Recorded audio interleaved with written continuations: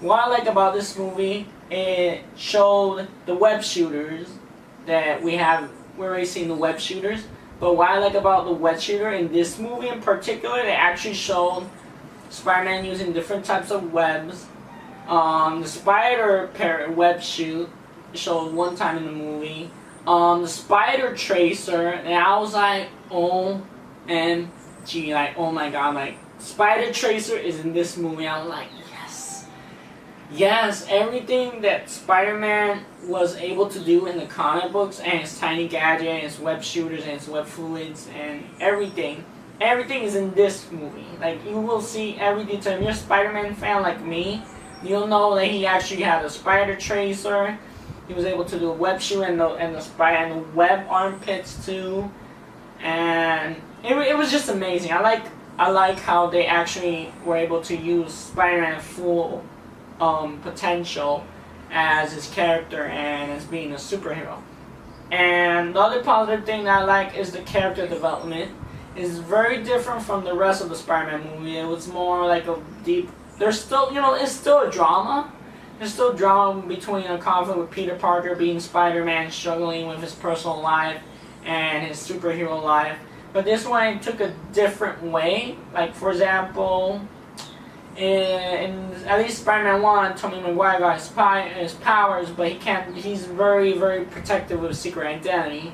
And, he's struggling with life and money, hoping at May, and all that stuff. In this movie, Peter's still struggling, but is more in his younger years, like he's in his freshman years.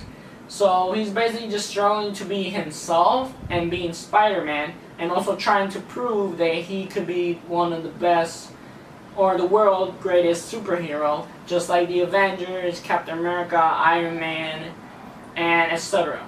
So in this movie, he's just trying to prove that he could be a hero, and he's also trying to balance his life out at the same time.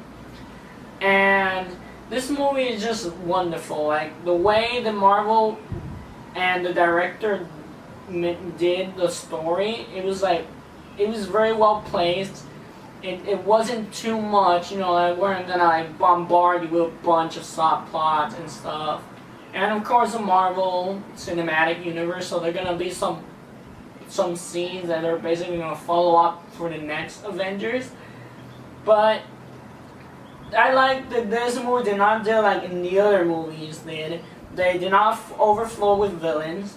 Yes, I will confirm that you'll see the Shocker, and you'll see at least more Gargan, aka the Scorpion. He is in the film, but these guys are basically, these guys are important character, but they're gonna be featured in later films. But they do, at least I like how they basically work as henchmen with Michael Keaton. And Michael Keaton is the main villain, he's the Vulture. So this movie focuses a lot on Michael Keaton and Peter Parker. So they have the antagonist and they have the protagonist.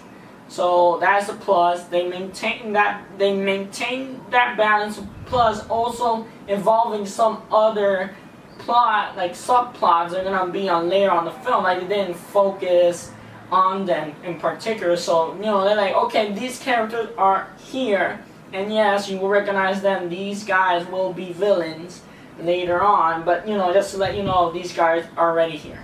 So, I like that. I like how a movie references that, okay, these characters are actually here.